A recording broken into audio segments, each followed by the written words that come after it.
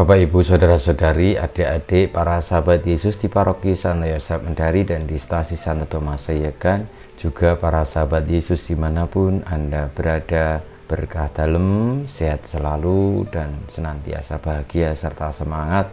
Marilah kembali kita belajar ilmu sejati pada hari Kamis tanggal 12 Agustus tahun 2021, hari biasa pekan ke-19.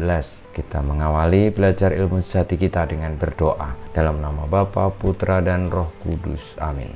Allah Bapa Maha Rahim, Engkau mengikat perjanjian dengan kami, perjanjian pengampunan melalui Yesus Putramu. Kami mohon perkenankanlah kami mewujudkan belas kasih-Mu itu dalam kerukunan dan kebaikan kepada sesama dengan pengantaran Tuhan kami Yesus Kristus Putramu yang hidup dan berkuasa bersama Dikau dalam persatuan Roh Kudus Allah sepanjang segala masa.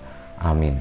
Para sahabat Yesus terkasih, kita akan belajar ilmu sejati dari Injil Yesus Kristus menurut Matius bab 18 ayat 21 sampai dengan bab 19 ayat 1. Sekali peristiwa datanglah Petrus kepada Yesus dan berkata, "Tuhan, sampai berapa kali aku harus mengampuni saudaraku jika ia berbuat dosa terhadapku? Sampai 7 kalikah?" Yesus menjawab, "Bukan hanya sampai 7 kali, melainkan sampai 70 kali 7 kali.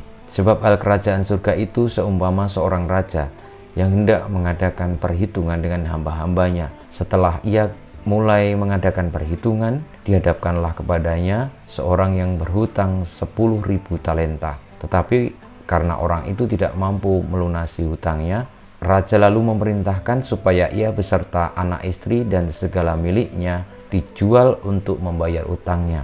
Maka bersujudlah hamba itu dan menyembah dia, katanya, 'Sabarlah dahulu, segala utangku akan kulunasi.' Tergeraklah hati raja oleh belas kasih akan hamba itu, sehingga hamba itu dibebaskannya dan utangnya pun dihapusnya. Tetapi ketika hamba itu keluar, ia bertemu dengan seorang hamba lain yang berutang 100 dinar kepadanya. Kawan itu segera ditangkap dan dicekik, katanya, 'Bayarlah utangmu.' Maka sujudlah kawan itu dan minta kepadanya, 'Sabarlah dahulu, utangku itu akan kulunasi.'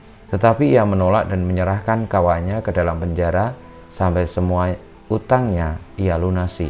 Melihat itu, kawan-kawannya yang lain sangat sedih, lalu menyampaikan segala yang terjadi kepada tuan mereka. Kemudian raja memerintahkan memanggil orang itu dan berkata kepadanya, 'Hai hamba jahat, seluruh utangmu telah kuhapuskan oleh karena engkau memohonnya. Bukankah engkau pun harus mengasihani kawanmu seperti aku telah mengasihani engkau?' Maka marahlah tuannya dan menyerahkan dia kepada algojo-algojo sampai ia melunasi seluruh utangnya.